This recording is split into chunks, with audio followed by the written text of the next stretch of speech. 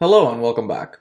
In this lesson, we'll finish the style and ingredients controllers and views and add the ability to add and edit styles and ingredients from the new and edit recipe page. Okay, so we can form the association whenever a new recipe is created or add the association when a recipe is being edited. So first, let's go ahead to the navigation partial. And over here, where it says style.all, this is where we're displaying the style. So if you don't have your server running, go ahead and start that. Now, this is what I'm referring to right now. So right here, so after it goes through and lists all of the style names that we have, we want to do something like this. And we want to make sure that the user is logged in, okay?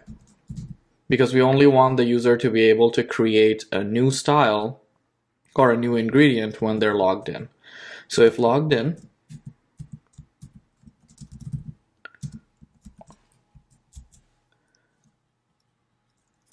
we're going to give it a li class divider.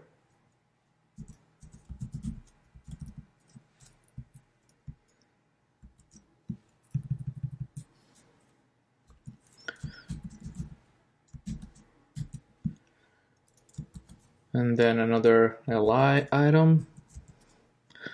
And in here, we're going to link to new style path. Do.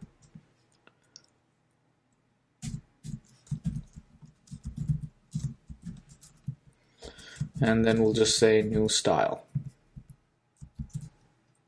Okay, and just to verify we have the right path, if you just go rake routes and then grep style,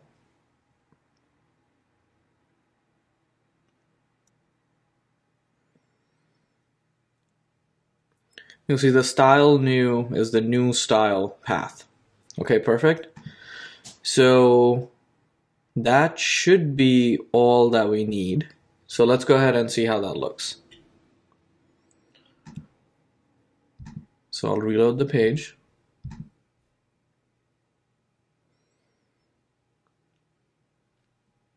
Okay, I see there's no change because I'm not logged in. So I'll go ahead and log in.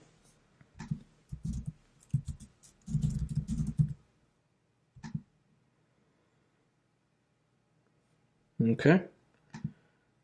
There you go. There's the new style path. Okay. And just to make sure it's going to the new style. Perfect. Now we should get some errors. Okay, perfect. That's working. All right. Now we want to do the same thing for ingredients. So let's go ahead and do that. So I'll just copy this from here.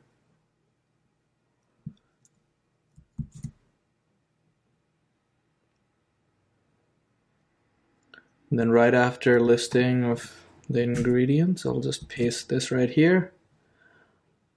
Then if logged in, divider, now here will be new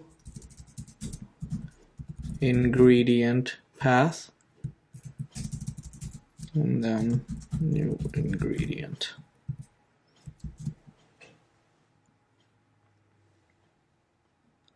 Okay.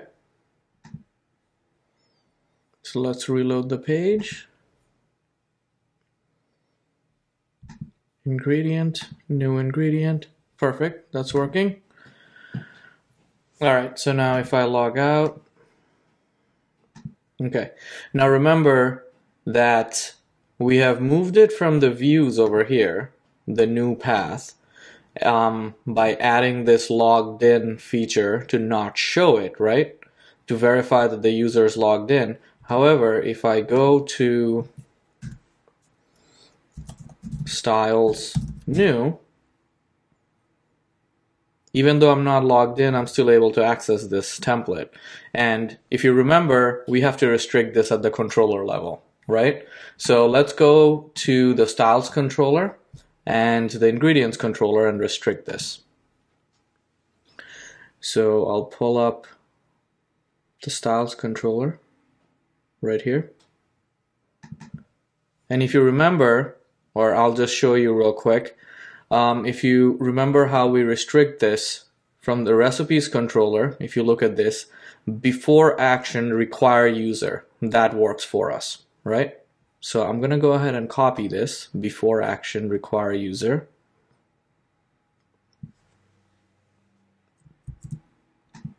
From the recipes controller. And I'll go back to my styles controller and right here. Before action, require user.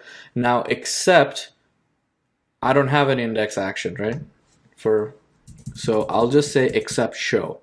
So what I'm saying is to display the styles, I don't need the require user. But I need the require user for the new and the create action, but not the show action, right? So we'll do the same thing for the ingredients. So I'll copy this and go to the ingredients controller. Okay, and then save this. If I reload the page, okay, we have a bit of a problem there. Let's try this again.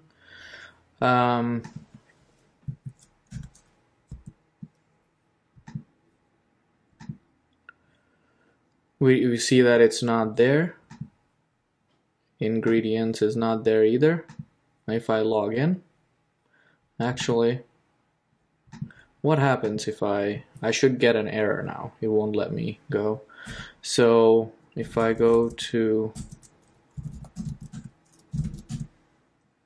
okay, I'm getting an error here, the HTTP refer, because I'm redirecting to back in the logged in, right? Where I check for logged in. So it's seeing in that method, let's fix this, right? We don't want it to give this error. We actually want it to redirect back to the root path. So this is the require user method. So if I go to application controller, require user over here, you must be logged in to perform that action. Now over here, to get rid of that, I can just say redirect to recipes path, right?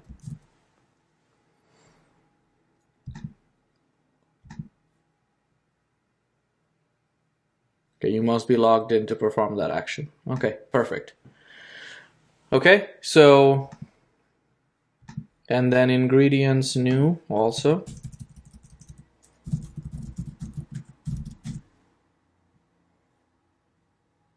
You must be logged in to perform that action. Okay, perfect.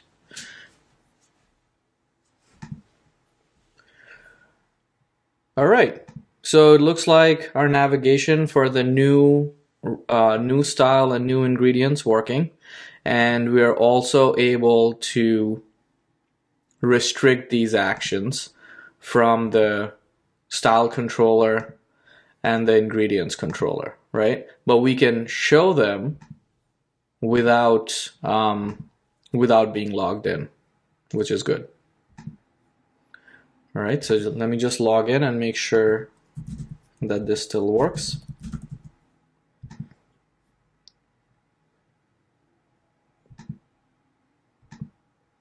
Okay, this is working.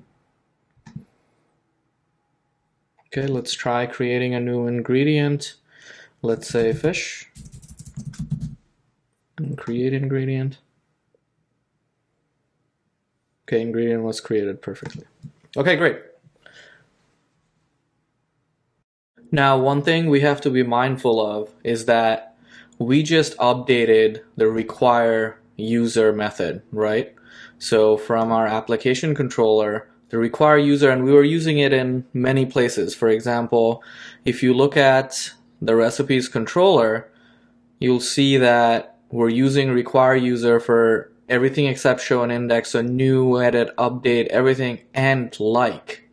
So if I go to the app right now, and if I go here, before, if I was not logged in, okay, I'll log out and then go back to the listing. Now if I was not logged in, if I clicked on this and tried to vote, it would give me the flash message here saying I have to be logged in, and then it would leave me at this page, okay? But now we updated the require user method, so now if I try to vote, it's gonna send me to the recipes index page if it fails, right? Because it's gonna send me to the recipes path, which is the recipes index page. So let's try that out. Okay, notice it didn't leave me in the same show recipe page, it moved me to the index page. We don't want to do that. We definitely want to stay within that recipe for this voting reason, okay, for this like feature. So let's go ahead and add a method to our recipes controller to handle this. So this is literally going to be from the application controller. We're just going to copy this require user method. And then in the recipes controller, at the bottom, I'll just paste it, but I'll make some updates to this. So require user, and since this I'm only doing this for like, so I'll just give it a different name. So I'll give underscore like, okay, and redirect to back, right? Colon back. And I want to just use this for the like action, okay? So for like action, I want to say before action require user like, and for everything else use the require user, okay? So right now we see that it's before action require user except show index, which means like is part of this, right? So I'm going to do except like over here. So now like won't require a user, the like feature, and then just do something like this. Before action require user like, which is the method that we just created, only for like, okay? So that way, for the like action, whenever that's executed, it will, before action, it will do require user like method, okay?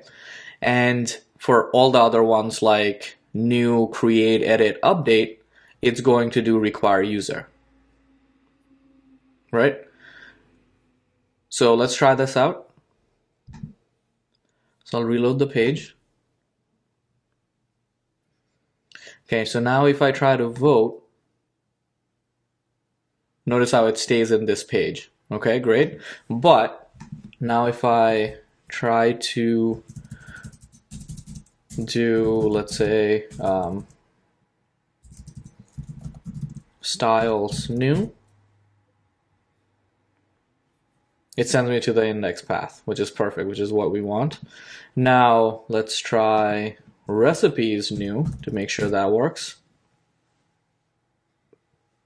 Okay, you must be logged in to perform the action. Perfect. So that's what I wanted to cover for this section in terms of the before actions and in terms of the navigation, right? So now we have to figure out how to associate the styles and ingredients when a new recipe is getting created or edited, or an existing recipe is getting edited, right? Because right now, the only way we create those associations is from the Rails console, and we don't want to do that. We want to be able to associate that when a recipe is getting created or a recipe is getting updated.